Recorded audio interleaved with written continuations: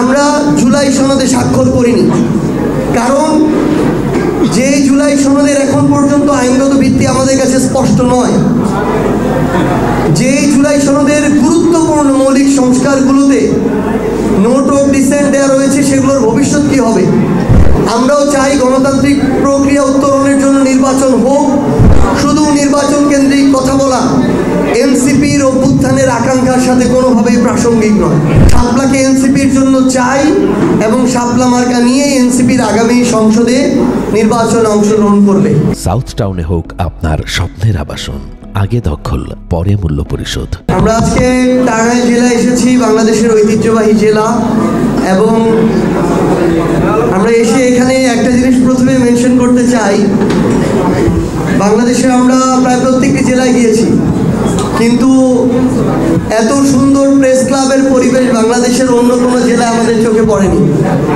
So অবশ্যই এটা আপনাদের পেশাদারিত্বের পরিচয়, এবং আমরা চাই যে আপনাদের এই ধরনের প্রফেশনাল আচরণ এবং কাজের সাথে সম্পৃক্ততা, সত্য এবং ন্যায়ের সাথে সম্পৃক্ততা সবসময় বজায় থাকুক। আমরা আজকে এখানে আমাদের সাংগঠনিক সমন্বয় সভা করতে এসেছি। আজ থেকে বাংলাদেশের এনসিপির জেলা পর্যায়ের আহ্বায়ক কমিটি দেওয়া শুরু হবে। সেই লক্ষ্যে আমরা বাংলাদেশের প্রত্যেকটি জেলায় সাংগঠনিক সমন্বয় সভা করছি।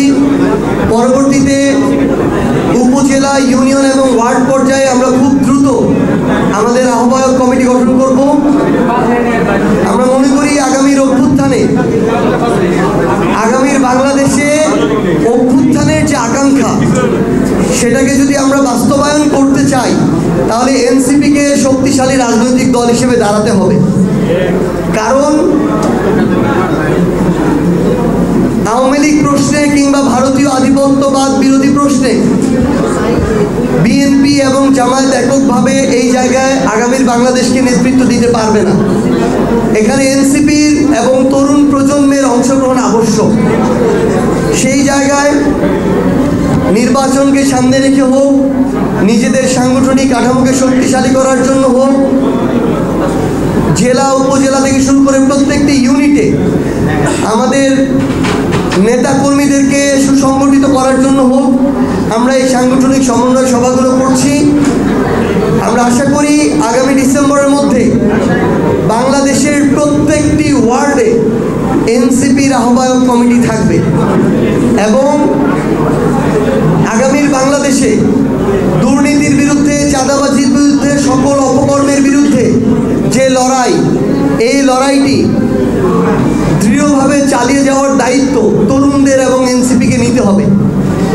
কারণ পুরনো রাজনৈতিক দলগুলো তাদের গতানুগতিক কালচার থেকে চেষ্টা করেও বের হতে পারছে না, বরং তারা দিনে দিনে ওই কালচারের ভিতরে আরও চলে যাচ্ছে।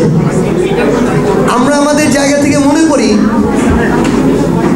ওই কালচারের ভিতরে থাকা তাদের ওই কালচার থেকে বের হয়ে আসা যতটা কঠিন, আমরা যারা আমাদের শুরু থেকে ওই কালচারের বিরুদ্ধে ফাইট করছি, ওই কালচারের বিরুদ্ধে দাঁড়িয়ে থাকা আমাদের জন্য তার চেয়ে সহজ। এবং আমরা আমাদের জায়গা থেকে এই লড়াইটা চালিয়ে যেতে চাই। এর পূর্বে বিএনপি কখনো এককভাবে ক্ষমতায় যায়নি, জামায়াতও বৃহৎ জনগোষ্ঠীর প্রতিনিধিত্ব সংসদে করেনি। আমরা মনে করি একটি শক্তিশালী সংসদের জন্য আগামীর বাংলাদেশের সংসদে এনসিপি এবং তরুণ প্রজন্মের প্রতিনিধিত্ব আবশ্যক। সেই জায়গা থেকে আমরা আমাদের সাংগঠনিক শক্তিমত্তাকে বৃদ্ধির লক্ষ্যে আমরা কাজ করে যাচ্ছি, এবং আমরা এইটুকু আপনাদেরকে বলতে চাই, আমাদের এই লড়াইয়ে আমরা কোনো অন্যায় স্বেচ্ছাচারিতাকে প্রশ্রয় দিব না বলেই আমরা জুলাই সনদে স্বাক্ষর করিনি। কারণ যে জুলাই সনদের এখন পর্যন্ত আইনগত ভিত্তি আমাদের কাছে স্পষ্ট নয়।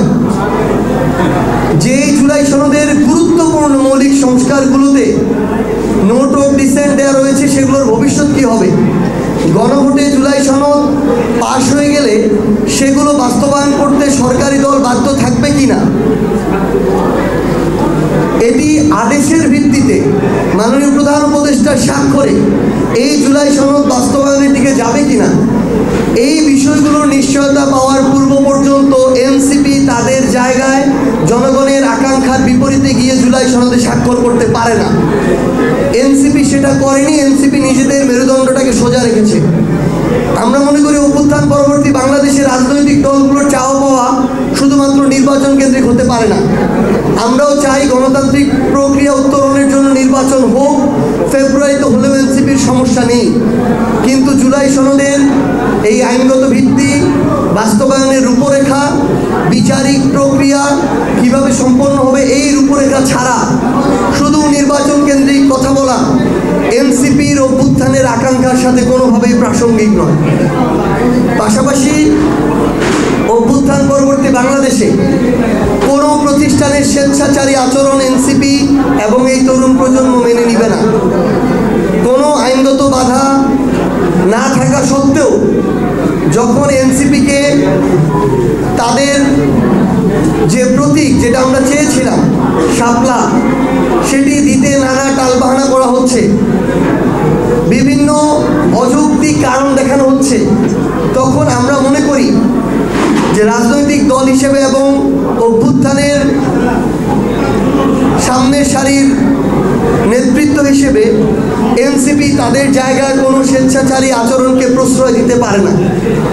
আমরা স্পষ্ট করে বলেছি, যেহেতু কোনো আইনগত বাধা নেই, আমরা আমাদের জায়গা থেকে অবশ্যই মার্কা হিসেবে শাপলাকে এনসিপির জন্য চাই এবং শাপলা মার্কা নিয়ে এনসিপির আগামী সংসদে নির্বাচনে অংশগ্রহণ করবে। আমরা মনে করি শাপলা না দেওয়ার কোনো প্রশ্নই নাই। যেহেতু আইনগত বাধা নেই, আমরা আমাদের জায়গা থেকে শাপলা আদায় করে নিব। যখন একটা জিনিস আমার প্রাপ্য, এনসিপির প্রাপ্য, যখন সেটা দেওয়া হবে না, তাহলে অবশ্যই সেই স্বেচ্ছাচারী আচরণের বিরুদ্ধে আমার লড়াই করতে হবে। এনসিপির যদি প্রয়োজন হয়, এনসিপি এই লড়াইটা রাজনৈতিকভাবে রাজপথে করবে।